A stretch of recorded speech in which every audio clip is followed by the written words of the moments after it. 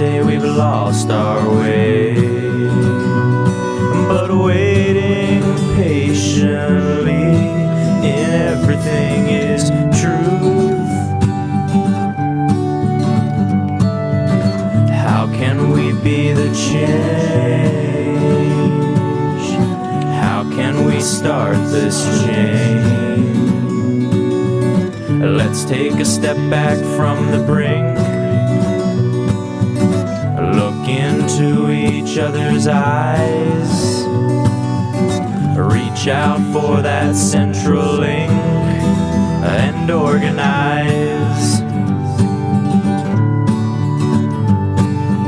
Reaching the rays of hope, guiding the ways to go. The central link, the central link, the central link. Please join us on the Central Link. Hello and welcome to another episode of The Central Link. My name is Casey Smith and I'm a new host with the show. This week we took a tour at a popular local dairy called Apple Valley Creamery. Let's take a look.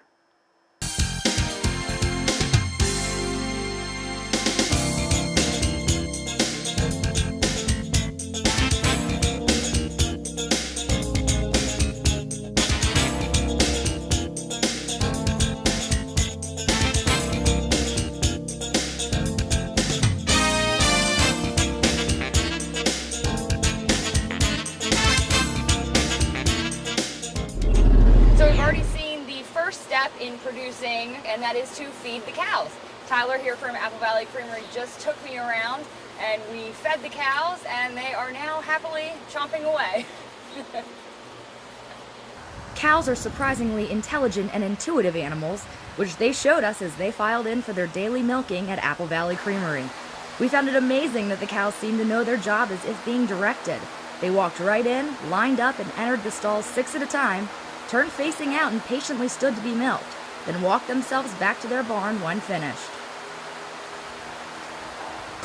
And we're here in the milking parlor, and they are showing us exactly what goes into the process of milking these cows. An iodine sanitizer that we dip each teat in to clean it up and kill any bacteria on them. We'll let that on for somewhere between 30 and 60 seconds and then dry it off and attach the milker. Now, do the cows feel any sort of pain when the tubes are attached to them, or is it? I don't think so. No different than a calf would be. Yeah. Okay. The big thing is there's milk coming out. If you let the milker on too long, the milk stops flowing, then the vacuum will you probably get painful.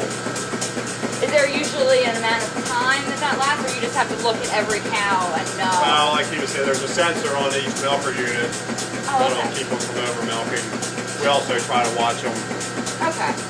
Hold it out, line it up like that. So now he's hooking up the milking machine to the udders.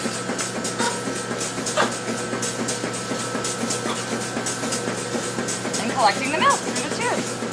Easy enough. Okay. Try to let these hang down some, Okay. because if you let air in, it won't actually get a hold. Okay. Do them one at a time. All right. Ooh.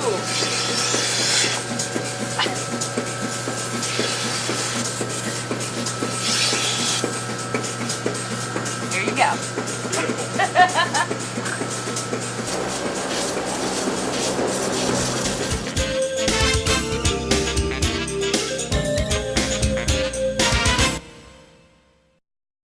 We're here in the actual creamery part of Apple Valley Creamery, and I am joined by Don. Hello, thank you. Yeah, thanks for joining us. Don's going to show us around this room and tell us a little bit about what actually goes on here, what sort of things you produce here, and how it all works. Okay, well, after the milk leaves the cows in the milking parlor, it gets pumped straight into the tank at the far end of the room. So now we have raw milk at the far end of the room, ready to be processed with whatever we're going to do with it. In those large... Yep, so we have the large tank down at the end that fits about 650 gallons of milk.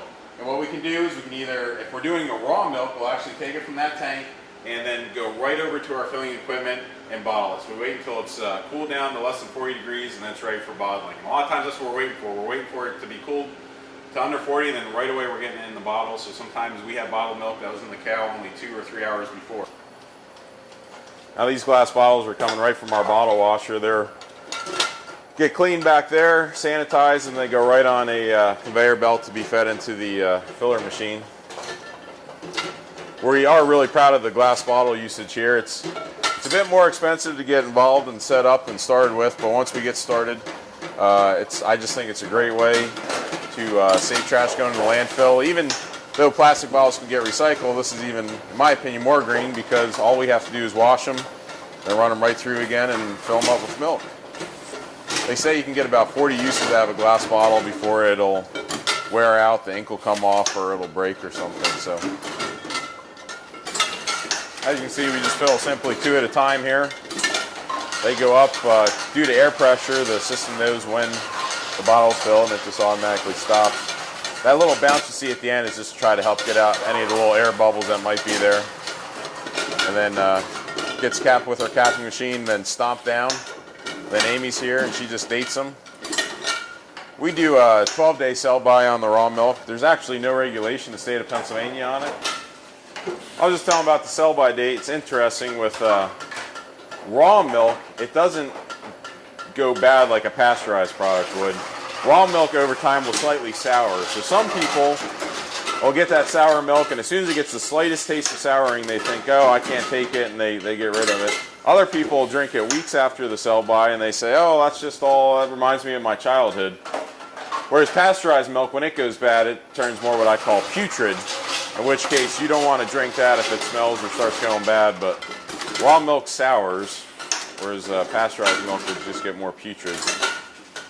And of course with raw milk, there's all sorts of different bacteria in there, and they're just kind of fighting each other and keeping themselves at bay. And a lot of people claim that that's safer for you because with a pasteurized product, it's kind of like making a petri dish for you, where all of a sudden now, if something was introduced to that product, it just takes off in the product. And, you know, if you had Listeria introduced, it would just take off in the whole pasteurized product. Whereas with raw milk, of course, we test to make sure there's not Listeria in it. But if some little bit did get in, there's other bacteria in there, they're all kind of fighting each other, and it doesn't just take off and make the whole product bad immediately. So that's raw milk. Raw milk would be the easiest from a processing point of view to do. Then if we're going to do one of our pasteurized products, we'll have to start using some of that equipment down there. If we're doing a chocolate milk, we'll put it in the corner tank, we'll mix in the chocolate powder with the sugar, and now we're ready to feed it to the pasteurizer, which is that piece of equipment right there and kind of in the middle. About 15 feet down. And the pasteurizer, all that simply does is heat and cools the milk. So we'll heat it up to about 165 degrees for a minimum of 15 seconds, and we cool it right back down to less than 40 degrees. And what does that accomplish? And what that does, if there's any bacteria or anything in the milk, it's going to kill all that, most of that, and then it'll give the shelf life of the product a little bit longer. Okay. So where our raw milk, we put a 12-day sell-by on. With our pasteurized products, we're putting a 17-day sell-by on. Okay, great. And then we also, at that spot, we have the option if we're making a skim milk, we run it over to the cream separator, take all the cream out, and leave just the skim milk portion. We also have a homogenizer down there where we can homogenize it, which is simply putting the milk under high pressure, and you just break the fat particles up. So instead of them all floating to the top, like in raw milk, now they stay in suspension throughout the product, so you don't have to shake the bottle before you drink it. Nice. But after that, then it goes into one of these tanks to be held and weighted. And we wait until we're ready to bottle, and then it goes right over to our filling equipment again, ready to be bottled. Send it right off to the customers. That's right. All right.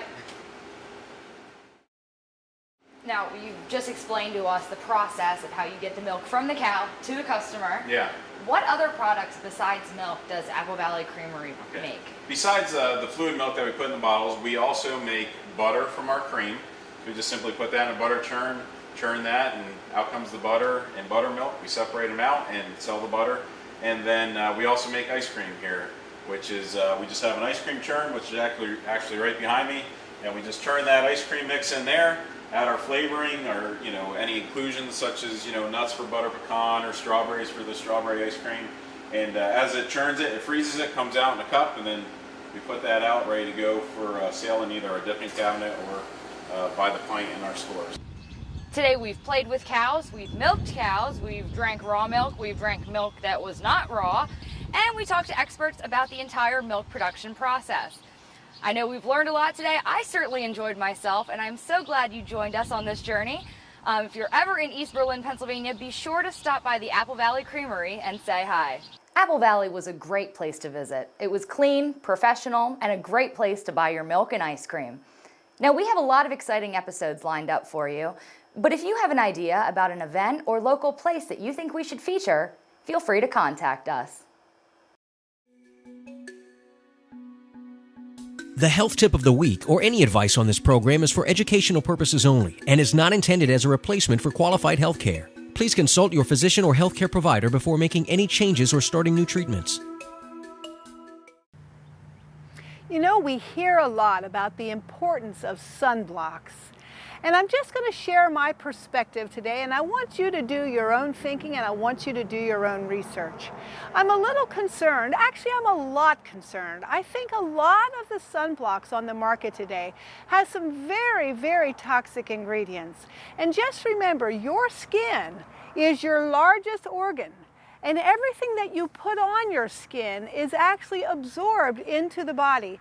There are quite a few medications that are now being administered with topical patches. So we know that things that we put on the body are literally going to be, I'm going to say sucked up almost like as if you had eaten them. So please be very, very careful. If you feel that you need to use some sunblock or you need to use sunblock on your children, be sure to look at the ingredients and do some research.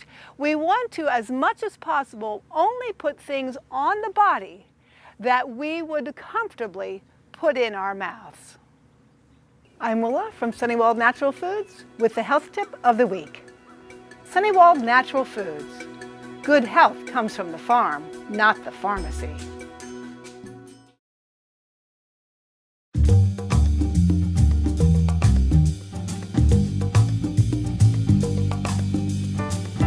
I'm Deb Watson. I'm an artist from Lancaster, Pennsylvania, and I paint small-town America in watercolor and oils. This is a traditional watercolor of the backyard wildlife. This is my typical small-town America scene. It's East Petersburg, Pennsylvania. I love getting all the tiny detail. This is a watercolor of a flower. I teach a lot, and students love to paint flowers. And this is a figurative piece that just came back from a national juried show. I'm also the president of the Pennsylvania Watercolor Society. All the work here is for sale, and the Pennsylvania Watercolor Society is always open to new members. I'd advise anybody to give watercolor a try. It's come a long way.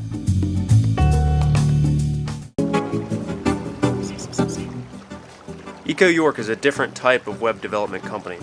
Not only can we develop websites that save you time and money, but will also help you become more eco-friendly.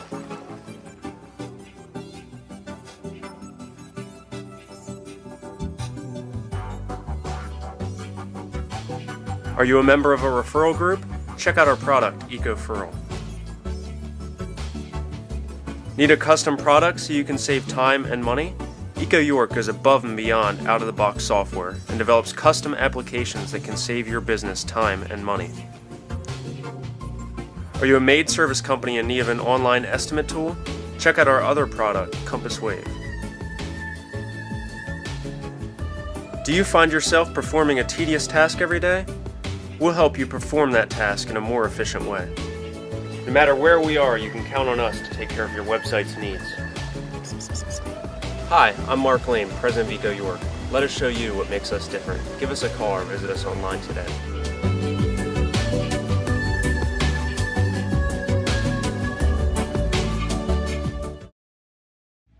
Natural Awakenings is a free monthly magazine about natural health and sustainable living.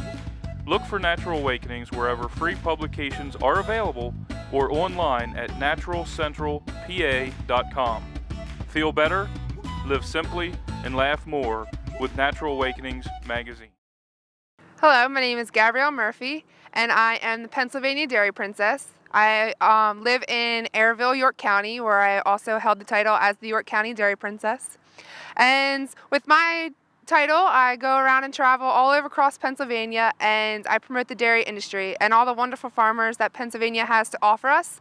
There are about 7,400 dairy farms in Pennsylvania, with 93% of them family owned, and there are about 540,000 dairy cows in Pennsylvania, with Holstein ranking #1 in milk production and population.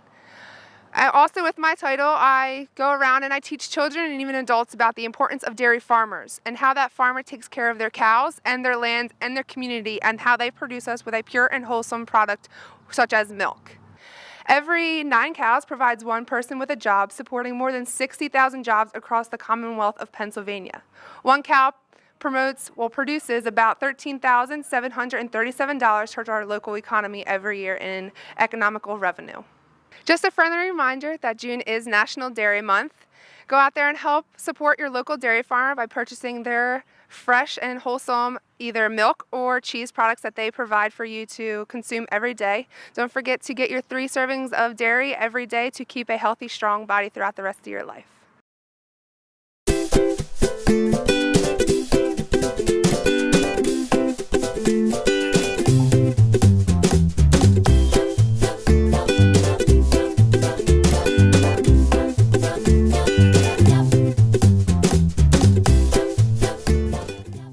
Today I'd like to talk about proper planting of trees and shrubs.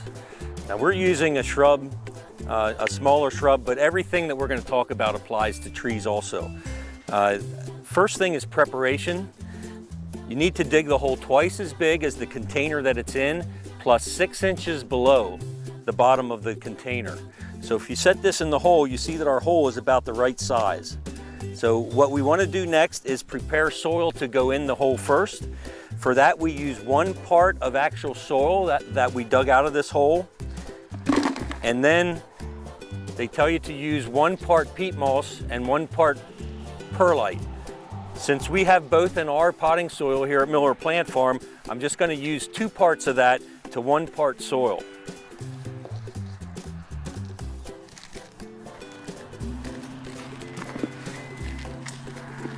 We want a little bit of soil in there because without it, the potting soil is designed to dry out. We don't want our roots to dry out that quick. So what we'll do is we'll put the 6 inches of soil in the bottom.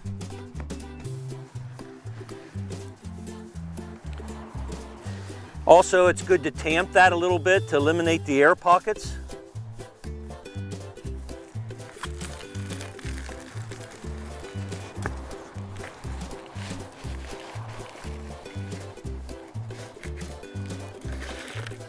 Remove the plant from the pot.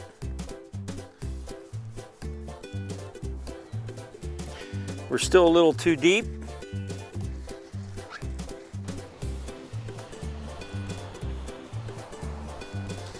Then we want to fill in around it with the same mixture. Now this isn't the same mixture, but we want to use the 1/3 soil, 1/3 peat, 1/3 perlite.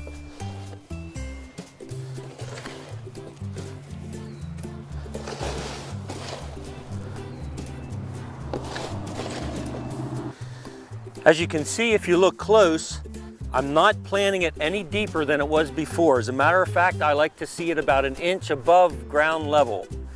That way you don't have any chance of the stem staying too wet where it goes into the ground, where problems could start. Now, when I'm done with this, we would also like to have somewhat of a basin here so that when we water it, the water stays right here instead of running off into the grass. As far as watering goes, when you're done planting, the hole should be filled up 4 times.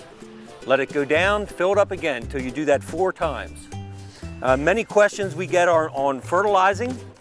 What I recommend for trees is an organic fertilizer. This is Dr. Earth for rhododendron, azalea, camellia. This is a very good fertilizer. This particular container will do up to 8 or 9 trees like this. When it comes to fertilizing, there's only 2 times that you should fertilize shrubs or trees. That's once in the spring, once in the late fall. Anything beyond that really will promote tender growth that can be hurt in the winter. As far as watering goes, for the first year, this should be watered at least once every 7 to 10 days. If you get an inch of rain that week, you wouldn't need to water it. But if you're not getting rain, at least one time every 7 to 10 days for the first year. After the first year, it'll be rooted out and you shouldn't have to water unless it gets extremely dry. When your planting is all done, it is good to mulch around your trees or shrubs. What it does is it will help to hold moisture in. Also will help hold the weeds down so there's not so much competition. And it certainly looks nicer. My name's Dave Miller from Miller Plant Farm, and thanks for joining us for your garden tip of the week. Hi, I'm Jess with Racehorse Productions.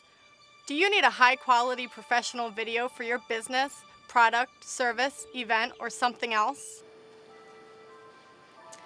We at Racehorse Productions have a motto: if you can dream it, we can film it. For all your video needs, give us a call. We would love to work with your idea or help create one for you. Thank you, and remember, if you can dream it, we can film it.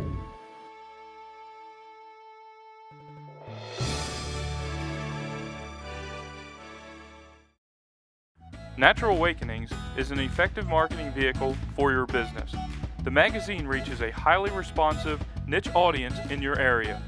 Learn how Natural Awakenings can help your business grow at naturalcentralpa.com.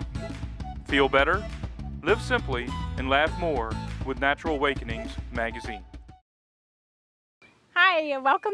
You're at Barefoot Farm, and we are primarily a pick-your-own strawberry farm. We do have pick-your-own red raspberries, blackberries, and a big fun event in the fall is pick-your-own pumpkins and sunflowers.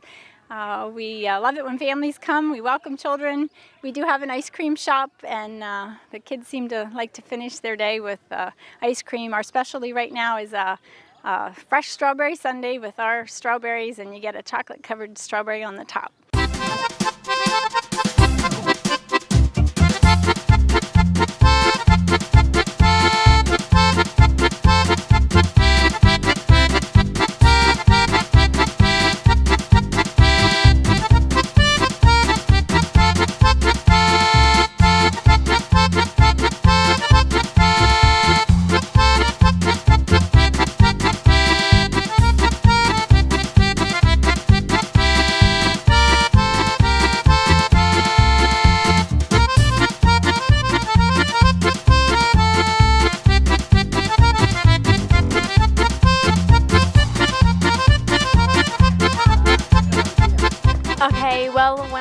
This morning I wasn't too sure about coming, but now that I'm here, it's great. The ice cream is really good and the strawberries are nice. I'm having a really good time. It's really fun hanging out with my friends, their parents, and it's just really beautiful here. I think that sums it up. We just are enjoying our morning here, and it's a beautiful, breezy, lovely Memorial Day. All right. Our hours to pick strawberries are Monday through Friday, 6 in the morning till 1. We take a small break, and then we pick again in the evenings from 4 to 8. Saturdays it's 6 to 4 straight through, and we're always closed on Sundays. Pumpkin season and other berries are a little different. You can call us and let us answer those questions. Our number is 292-1390. But right now we're in strawberry season, and they're plentiful, and everyone seems to be finding enough. They're a little early this year, so don't wait too long, and you don't want to miss them. We visited Morningstar Marketplace in Thomasville, PA. Here are highlights of our visit. Stop by and check it out.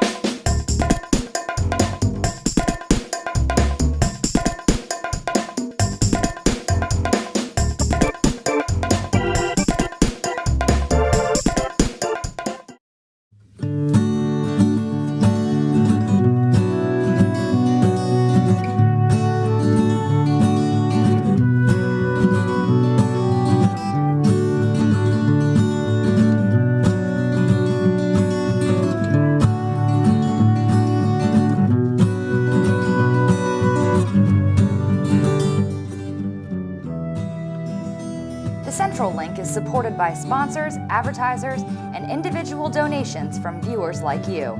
To show your support, you can donate through the PayPal link on our website. Help us keep this show on the air.